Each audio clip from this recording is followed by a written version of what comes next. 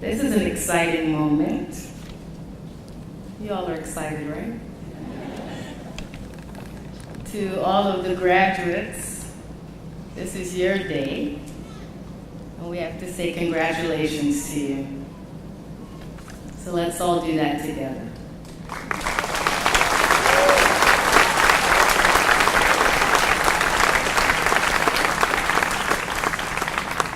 And to all the parents and family members and teachers and staff and faculty and friends, let's say we're still alive. We made it through. So before I get started with my speech, I want to say that it's such an honor for me to be standing here for two reasons. One, a long time ago, I actually applied to go to this school. My parents were immigrants, fresh immigrants from Guyana, Georgetown, Guyana. And we didn't know anything about any of the schools in Pittsburgh, but they wanted a good school, and they'd heard this was a good school. So they applied. And I think I was accepted, I don't remember. Let's just tell each other that I was accepted. But we couldn't afford for us to come here. So that's the first reason why I'm honored to be standing here. The second reason is that my daughter is a student here. She's in 3rd grade. I wish I could have her stand so you could meet her, but when I said to her, I'm doing the commencement speech at Ellis, she said, "Oh, that's nice, Mommy." I said, "I'd like you to come. Would you like to come?" She said, "No, thanks. I'd rather be with Grandma and Grandpa." So that's where she is. But someday we'll be here celebrating her and her class. So to the seniors, thank you for inviting me to share this moment with you. I've spent a lot of time thinking about what I would say, and some of it you've said to each other and to us already. It's been a long time since I graduated. I won't tell you how many years, but I have lots of gray hair, so that should give you a clue. It's been a while. And I don't remember the speech or the speaker or much about that day. So I'm hoping that what I have to say is a little bit more memorable than many years ago. The first order of business, I think, with any important milestone is to take a moment and say thank you. There are so many people to thank. So many people to thank. And as we've heard already, thank you to parents, grandparents, aunts, uncles, cousins, all the family members that stand with us. Thank you to our friends. Thank you to our teachers. All the people along the way, even the folks on the bus stop, at the bus stop that say good morning and help you get there. So in this special moment, as in many special moments for me, what I turn to is art, and that shouldn't be a surprise because I run an arts organization. And one of the things I love about running an arts organization is that every day I get to be with people who are really trying to be their best selves, not only for themselves, but for other people and for our community. And every day at the Kelly Strayhorn Theater, which is just down the street, we hear lots of beautiful stories of resilience and courage and compassion and empathy. Today I want to tell you two of my favorite stories, and you're probably going to laugh because it's probably funny to hear when I tell you what they are. But I'm from Guyana. Raise your hand if you know where Guyana is. Okay, some people, okay, excellent.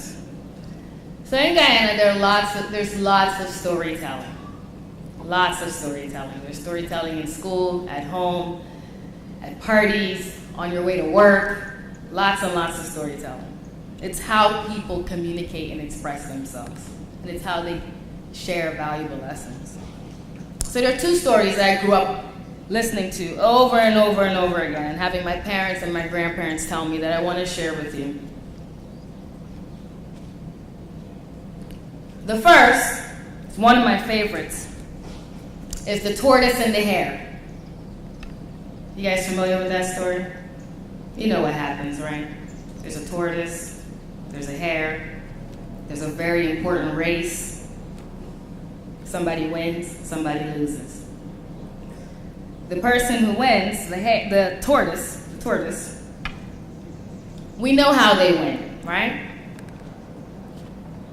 Sometimes people tell that story, they focus on the fact that the hare stopped. But what I'd like you to focus on is the tortoise and the way that she continued to move forward step by step, slowly but surely, steady, with faith, focused, clear about where she was headed.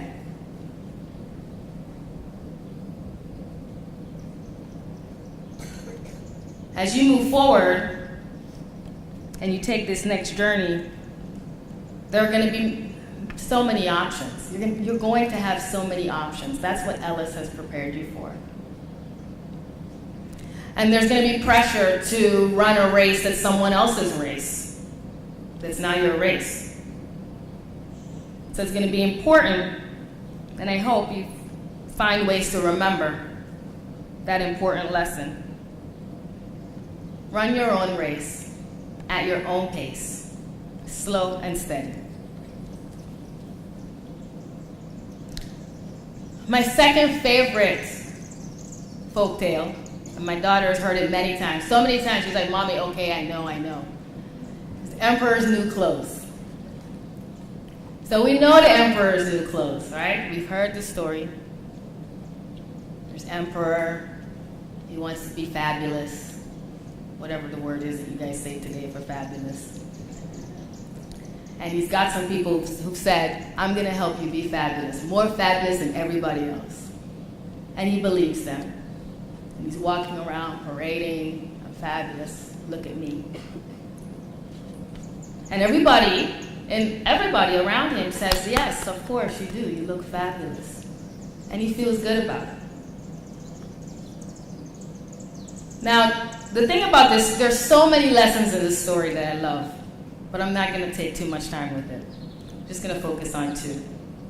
The first is that there are people who know the emperor has no clothes on. They're looking at him. He's naked. The man has no clothes. They're whispering to each other, "He has no clothes." They're too afraid to say anything. They're going along. So we know already that that's the wrong path. And I don't believe that there's an Ellis girl on this stage that would let another Ellis girl walk around no clothes and not tell her.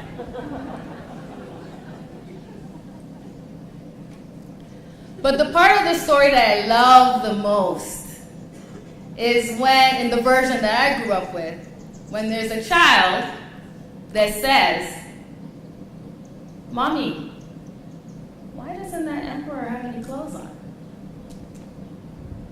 And then says it loud enough that other people hear. The thing is, there are so many moments, I know we all live through them every day, no matter how old you are or young you are, where there are things happening around you that you know are not okay. They're absolutely not okay. And the question is, who's going to say something? Who's going to say something?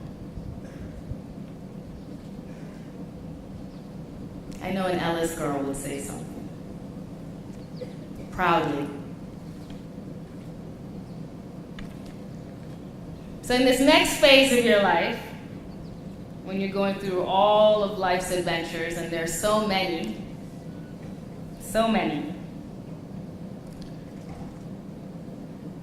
life's going to get complicated. You think it's complicated now. It's going to get complicated. And there are going to be important moments where important questions need to be asked.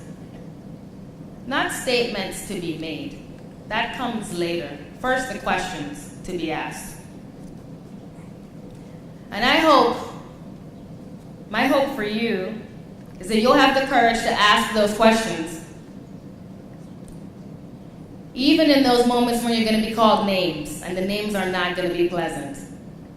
I know some of you know the names that we're talking about. Troublemaker, difficult. There are some other ones, but I'm not going to say because this is being recorded and we don't need to have that being said. But you know what they are. But in those moments, that's when those difficult questions have to be asked. And here's the thing that I've learned from my parents and family and friends and from the artists I work with every day. When you ask a question, when you ask a difficult question, you're making room for other people to ask questions. And that's how we solve problems. That's how we actually start to put ourselves on a path where we're making a difference. So in closing, I want to share one of my favorite poems. I'm not going to read it, but I encourage you to look for it. It's a Mary Oliver poem. It's called Gratitude. And in that poem, there are 5 questions that Mary Oliver asks us, the reader, to consider. And I'm going to run through those 5 questions. First, what did you notice? Secondly, what did you hear?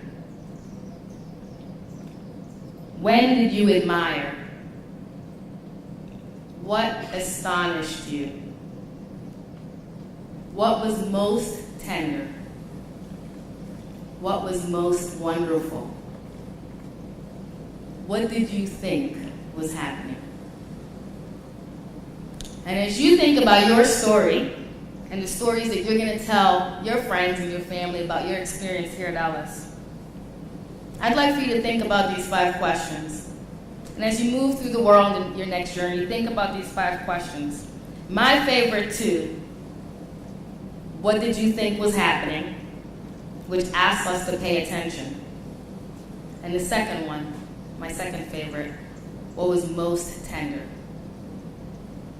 Because that soft moment of tenderness, that's what we often want to move through quickly. But it's the one that I think is most important. So go on with your adventure. Parents, I hope you have an adventure planned too. Let's enjoy every bit of this moment. It's fabulous, and it's a beautiful evening to celebrate it. Let's embrace the setbacks and the challenges, because we'll have some of those, for sure, especially if you're doing anything important. You're going to have some of those. But let's continue to learn and grow.